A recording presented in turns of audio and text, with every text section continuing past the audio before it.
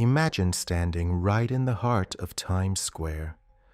Close your eyes tightly and take a deep breath. What do you sense? The blaring of car horns, the screeching of subway tracks, the hurried footsteps of people rushing to nowhere in particular. But listen closely, and beneath all that chaos, you can hear the silent, simultaneous scream of 8 million people. It is the voice of those consumed by overbearing ambition, endless expectations, and an emptiness that can never be filled. New York, the capital of the world. They say if you can make it here, you can make it anywhere. But there is a dark secret they never tell you. This city is the most perfect, most ruthless psychological trap, one that feeds on human dreams. Today, we will step into the shadows of its glittering towers and walk together into the graveyard of the American dream.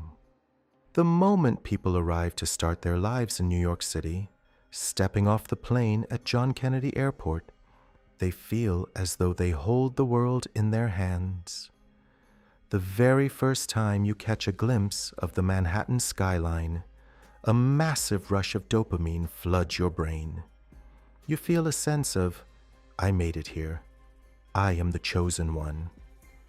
But this feeling is merely the first and the sweetest bait that New York sets for you. Movies, music, and pop culture have brainwashed you into believing that New York is a place where miracles happen. You are driven by a blind faith that the stranger passing you on the street might be the investor who makes you a billionaire tomorrow, or perhaps your soulmate. In reality, however, those bright lights, neon signs, and towering glass skyscrapers are nothing more than a circus act designed to distract you.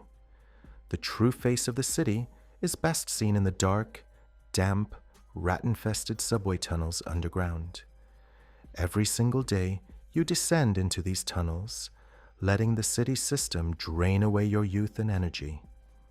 New York City is a vampire that survives by sucking the vitality and sweat of its people. New York promises you nothing. It is simply a giant parasite that fuels its own engine with your ambition. This city runs on a single dominant culture, hustle culture, the relentless pursuit of work without pause. For people in New York City, sleep feels like defeat, and rest almost like a crime. You wake up at 6 a.m., grab an overpriced coffee, and squeeze into a packed subway on your way to work. There, you grind for 12, sometimes even 14 hours straight. Why? To achieve your dreams? No, just to afford the absurd rent on a tiny, windowless 15-square-meter room by the end of the month. This city is a carefully designed trap, one that never allows you to truly rest, lose your job for even a single month, or fall sick for a short time, and you risk ending up on the streets. So, people learn to coexist with fear. That fear pushes you to move faster, work harder, and never stop. But this is a treadmill. No matter how fast you run, you stay in the same place. Everything you earn gets swallowed by the city's soaring costs and inflation. In the end, you're not working toward your dreams. You're working just to survive here. You become a biorobot. You are not living. You are merely existing. What's the greatest paradox of New York City? You can live in one of the most densely populated cities in the world, surrounded by over 8 million people, and still experience the deepest, most bone-chilling loneliness of your life. In this city, people don't truly connect. They use each other. Everyone is driven by their own goals, racing against time, so others are seen merely as obstacles in the way or steps to climb over. Meetings meant for networking or getting to know someone often lack any real human warmth. They're built on a cold calculation. What value can you offer me? As you walk down the street, no one meets your eyes. Everyone has their headphones in, locked inside the prison of their own thoughts. Even if you collapsed on the sidewalk, people might walk past without stopping, because they can't afford to be late for work. Even romantic relationships here often feel transactional. Apps like Tinder and others have reduced love to something as cheap and replaceable as ordering food. No one truly listens to your inner voice, what you feel, what you carry inside. The only thing that matters to them is your success. This absolute loneliness slowly erodes people's psychological resilience, pushing many toward the deep abyss of antidepressants and drugs. But what happens if you push through all of this and actually succeed? What if you become a high-paid professional on Wall Street or build your own business in Manhattan, getting invited to rooftop parties and elite circles? Then you've stepped into one of New York City's most dangerous traps.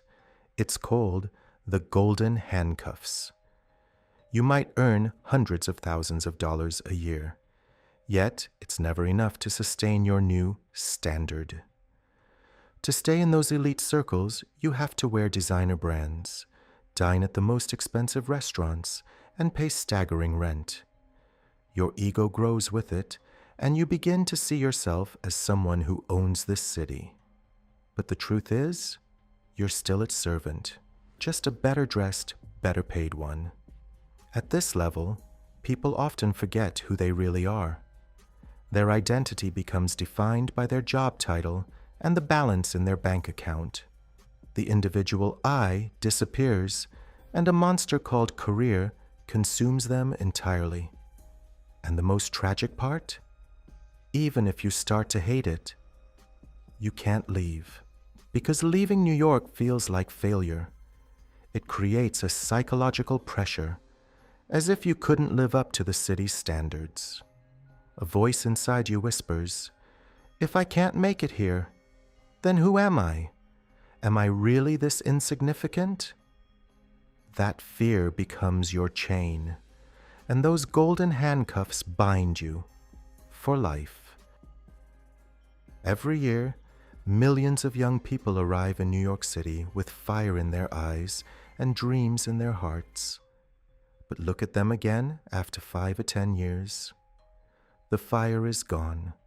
In its place, you see only deep exhaustion and an unsettling emptiness. Some give up and return home. The rest become part of the city itself, just another brick in its concrete walls.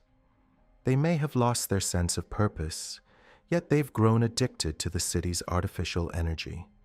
They are nothing more than gears in the vast machine called New York, ghosts wandering its streets.